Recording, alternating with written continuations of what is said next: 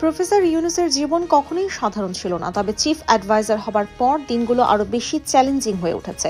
দূরে কোথাও দিল্লির দৃষ্টিনন্দন দালানে হয়তো এখনই মোদি তার মন্ত্রিসভাকে বলছেন পরবর্তী চাল আমাদের, অথচ বাংলাদেশের নীরব এই রাতেই সাজানো হচ্ছে এমন এক ঘাঁটি যা বদলে দিতে পারে উপমহাদেশের কূটনৈতিক রূপরেখা। ডক্টর ইউনূসের হাতে তখন একটি পেন, কিন্তু সেটি কলমের মতো আচরণ করছে না। এটা যেন ইতিহাসের তরবারি। তিনি জানেন শেখ হাসিনা ভারত কেন্দ্রিক নীতি বাংলাদেশকে দিল্লির ছায়ায় আটকে রেখেছিল। তার পতনের পরও হাসিনার মিত্র নরেন্দ্র মোদি বাংলাদেশের উত্থান ঠেকাতে একের পর এক কুটচাল চালছেন, কিন্তু প্রফেসর ইউনূস নীরব নন।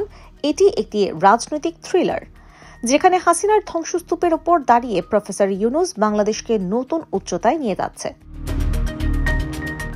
ভারতের প্রধানমন্ত্রী বাংলাদেশের অর্থনীতির মেরুদণ্ডে আঘাত হানার আরেকটি চাল দিয়েছেন।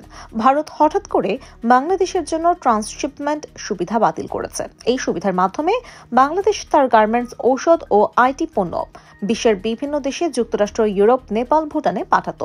এটি ছিল বাংলাদেশের রপ্তানি বাণিজ্যের প্রাণ। ভারতের পররাষ্ট্র মন্ত্রণালয়ের অজুহাত তাদের বন্দরে নাকি ভিড় বেড়ে গেছে, কিন্তু সত্যি কি তাই? বিশ্লেষকরা বলছেন বাংলাদেশ থেকে ভারতের বন্দরে নিয়ে যাওয়ার পণ্যের পরিমাণ তুলনামূলকভাবে নগণ্য। তাহলে মোদির কি এই পদক্ষেপের পেছনে উদ্দেশ্য কি? উত্তরটা মোদির কুটচালে লুকিয়ে। তিনি বাংলাদেশকে অর্থনৈতিকভাবে শ্বাসরোধ করে দুর্বল করতে চান। মোদি ভেবেছিলেন ট্রান্সশিপমেন্ট বন্ধ করলে বাংলাদেশের রপ্তানি বাণিজ্যে ধস নামবে, যা দেশটিকে ভারতের কাছে মাথা নত করতে বাধ্য করবে। কিন্তু এই দাবার চালে মোদি হারতে বসেছেন।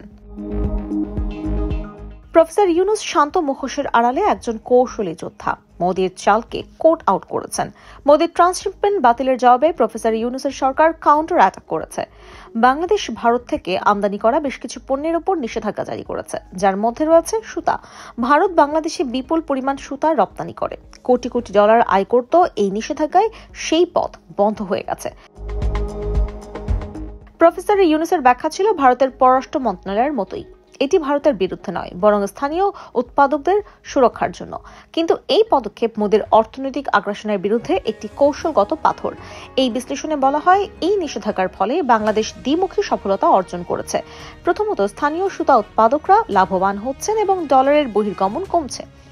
দ্বিতীয়ত, ভারতের একটি গুরুত্বপূর্ণ বাজার ধসে পড়েছে। পশ্চিমবঙ্গ, যেখানে ব্যবসা বাণিজ্যের একটি বড় অংশ বাংলাদেশের উপর নির্ভরশীল, এখন অর্থনৈতিক সংকটে। কলকাতার ব্যবসায়ীরা প্রকাশ্যে মোদির বিরুদ্ধে ক্ষোভ প্রকাশ করেছেন। শেখ হাসিনার আমলে ভারতের উপর নির্ভরতা বাংলাদেশের জন্য একটি ফাঁদ ছিল। তিনি বাংলাদেশকে ভারতের বাণিজ্যিক পুতুলে পরিণত করেছিলেন, কিন্তু প্রফেসর ইউনূস সেই ফাঁদ থেকে বাংলাদেশকে মুক্ত করেছেন।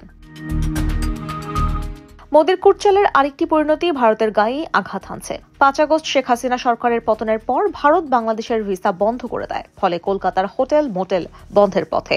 বাংলাদেশি পর্যটকদের অনুপস্থিতিতে শহরটির ব্যবসা বাণিজ্য থমকে গেছে। দিল্লি, চেন্নাই এবং পশ্চিমবঙ্গের হাসপাতালগুলো, যেখানে বাংলাদেশি রোগীরা চিকিৎসার জন্য ভিড় করত, এখন শূন্য। প্রফেসর ইউনূসের কৌশলগত পদক্ষেপ ভারতের অর্থনীতিতে একটি ফাটল ধরিয়েছে।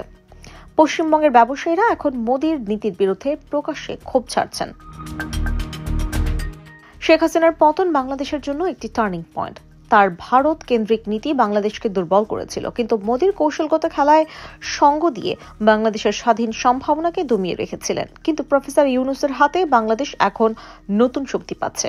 তিনি মোদির অর্থনৈতিক শ্বাসরোধের বিরুদ্ধে লড়ছেন এবং বিশ্বমঞ্চে বাংলাদেশের স্বাধীন পরিচয় প্রতিষ্ঠা করছে। মোদির কুটচাল এখন তারই বিরুদ্ধে ফিরছে।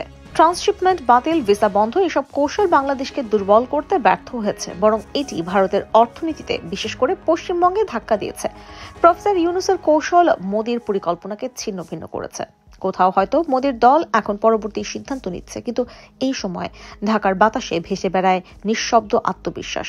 কারণ প্রফেসর জানান পরবর্তী চাল তার হাতে, এবং সেই চালই হবে এই খেলার টার্নিং পয়েন্ট।